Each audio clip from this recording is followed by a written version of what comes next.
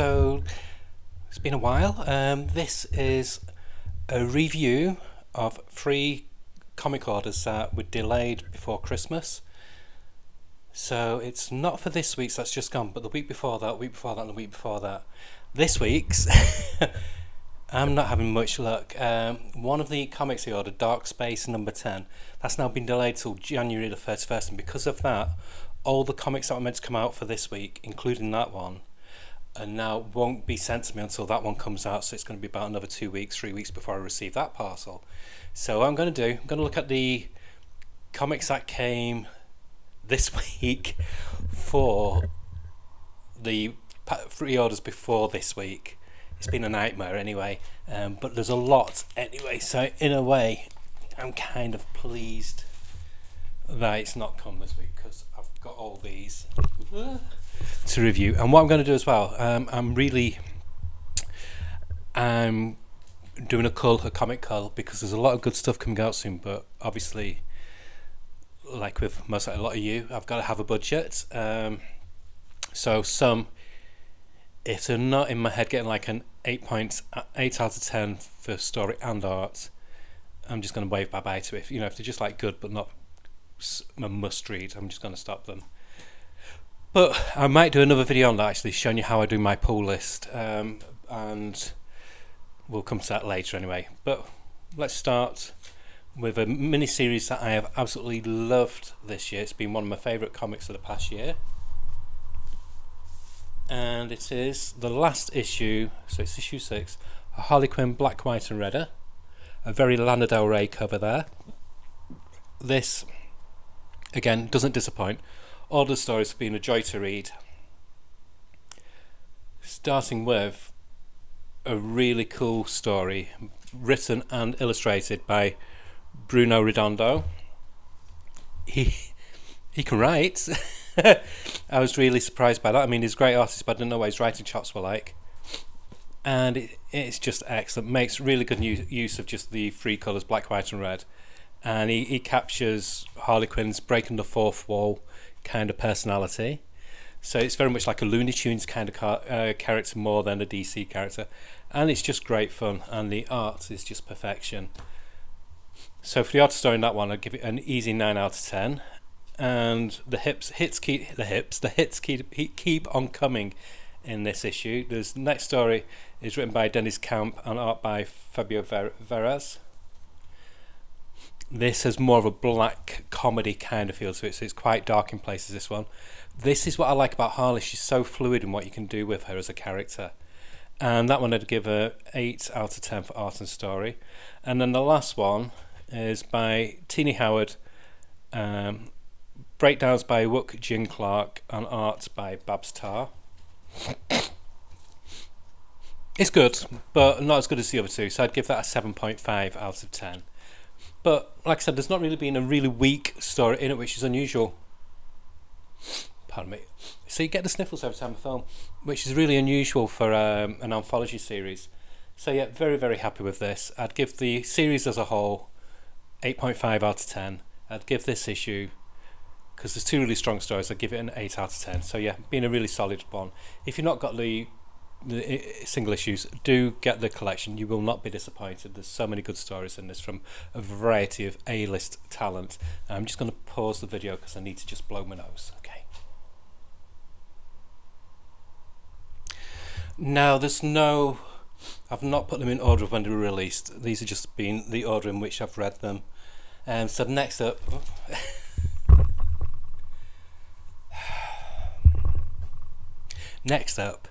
is Tenement, issue 7 by Jeff Lemire, Andrea Sorrentino and Dave Stewart. Very unique, interesting cover. This goes into the history of one of the linchpin characters in this series. I don't want to say too much, but it goes back to the 90s, I think, and it develops. And sometimes with this Bone Mythos saga, they can be quite oblique and quite obscure, and they don't really reveal much. They leave it to you to work it out.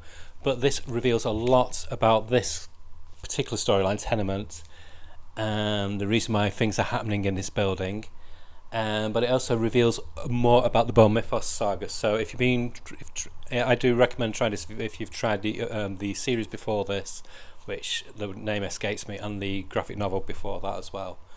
But yeah, so solid, gorgeous artwork as per usual. But the storyline itself, I was reading, I was going, what, what? So yeah, really enjoyed it. Super solid comic, one of the best comics I've read in this big pile what I've received. A solid 9 out of 10 for art and story. And next up is a comic that I think will surprise you with my rating, and this is Wonder Woman number 4, so by Tom King, Daniel Sampere. Gorgeous cover, artwork is absolutely beautiful, and there's a backup strip about focusing on Trinity.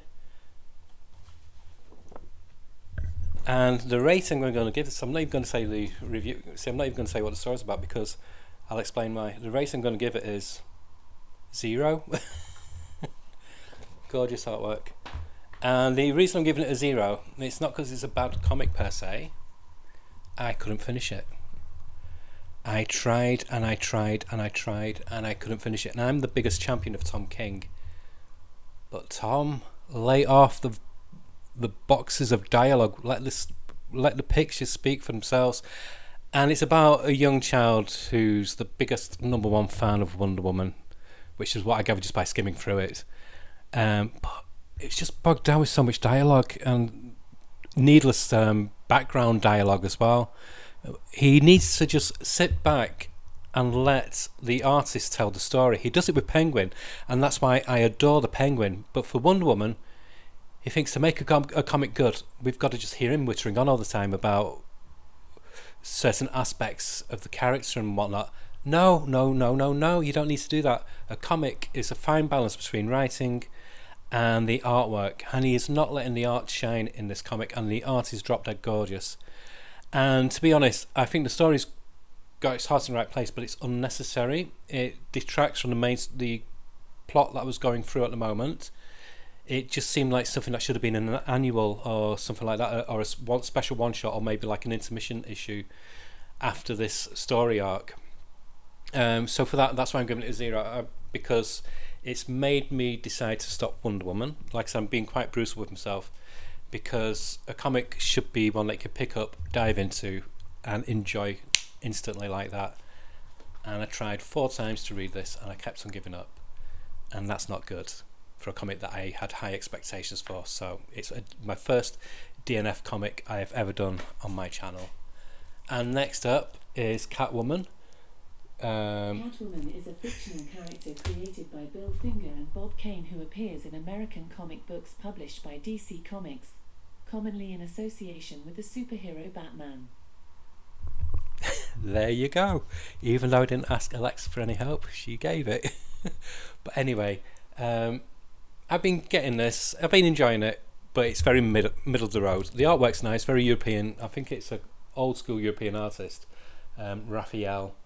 And it's okay, the writing by Teen House okay, but it's not essential. And because of that, I would give the story 6.5 out of 10, give the art 7 out of 10. And because I'm being very strict on myself, this is my last Catwoman comic. I might get it in collected edition, but it's my last ongoing, because I've got to budget, because there's so much good stuff coming out this year. So yeah, 6.5 out of 10 for Catwoman. Now talk about Tom King, Penguin, number 5. This is a perfect Tom King comic. It's better than his Batman stuff. It's one of the best comics he's done. It's up there with Gotham City Year One, which I really enjoyed. It's a very well written crime saga.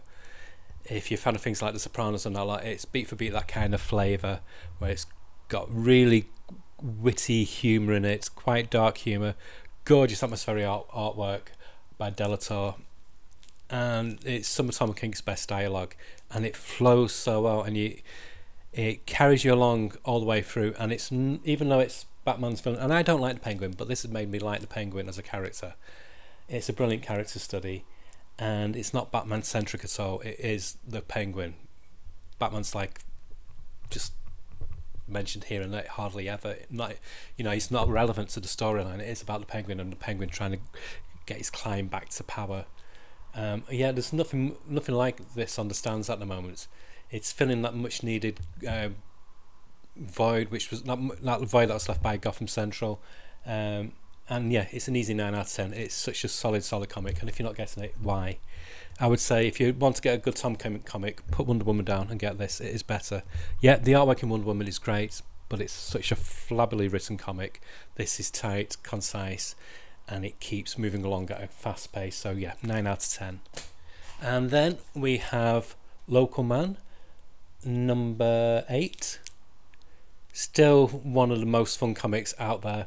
I was saying on Threads about this, I said if this was a superhero film, it'd be a superhero film directed by Richard Linklater, because it's got that kind of like Slacker vibe to it. He's a washed up has-been hero from the 90s who's moved back home. He can't use his superhero name because it's owned by this corporation, and it's just amazing. And in this issue, he's coming down off the effects of being drugged by this mysterious person. So it's kind of trippy all the way through, and it's so clever what they do in this comic. I'll just show you. So when you think the story has finished,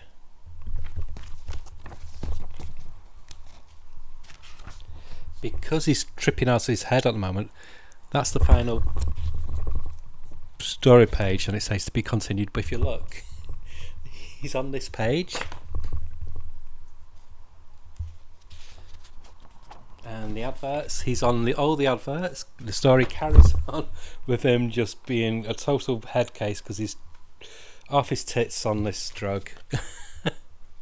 And there he is again, and it even incorporates into the backup strip what they have every month. So it is just genius. So for that fact, this is going to get a rare 10 out of 10. Absolutely loved that comic. Do yourself a favour. I think the first story arc's been collected in a trade paperback, so I do recommend giving that a try. And then we have Green Lantern War Journal. I've been singing praises of Philip K. Johnson and this comic, but number 4 lost me. I had to keep on flicking backwards and forwards. It didn't grab my attention. I had not got a fucking clue what was going on. Maybe I'm stupid. Maybe I've drunk too much rum over Christmas, but it just did not hold my interest.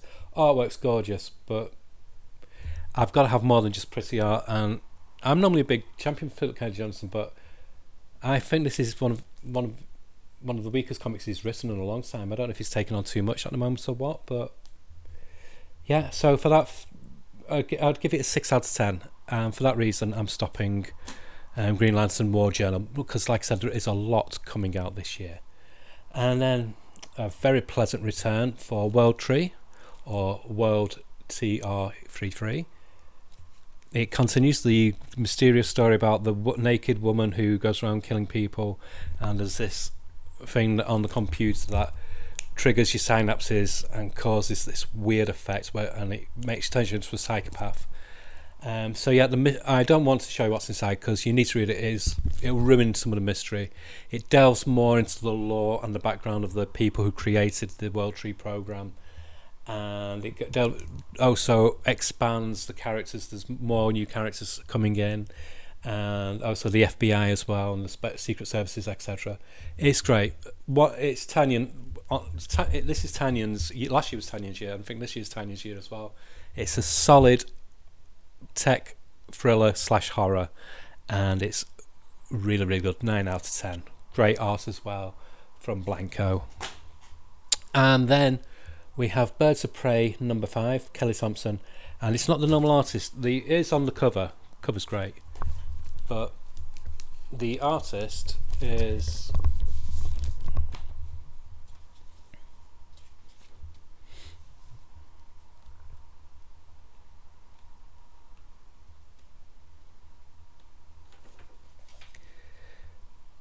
I wish they'd have the credits in the front like they used to back in the 90s.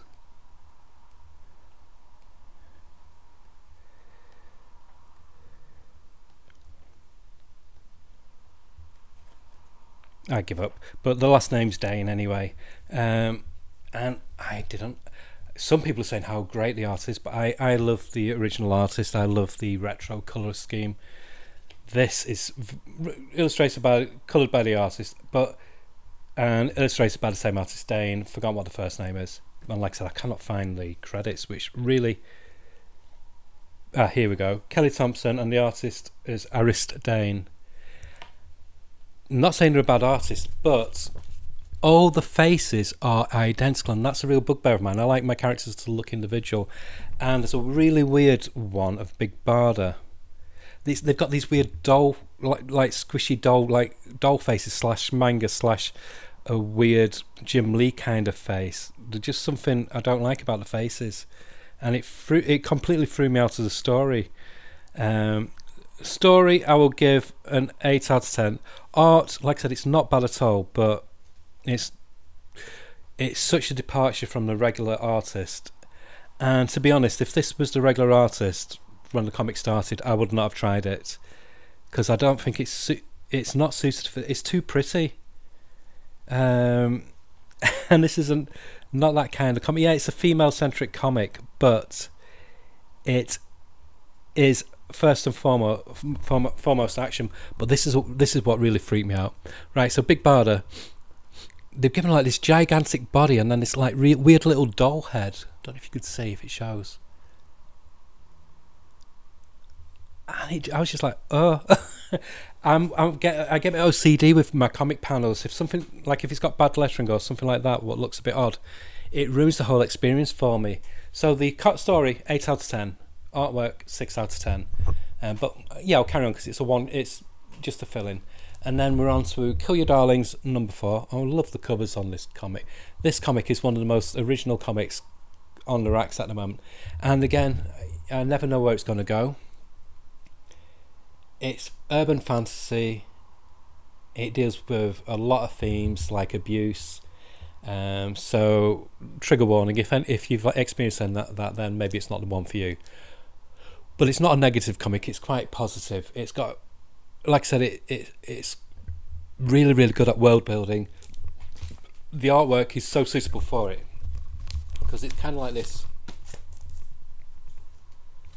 almost animation style artwork, but it suits the storyline because the storyline is about this young girl who had a fantasy land, but then they do like this dark twist on it.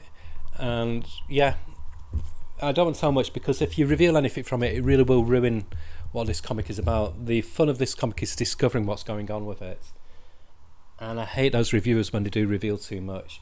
But yeah, I would highly recommend it. It's only on the 4th issue, so I'm sure the first 3 issues before this are easy to find. And I'll give this a 9 out of 10. Really, really enjoyable. And then one of the best comics of the past year is finishing next issue, and that's Dracula issue. That's Dracula, Universal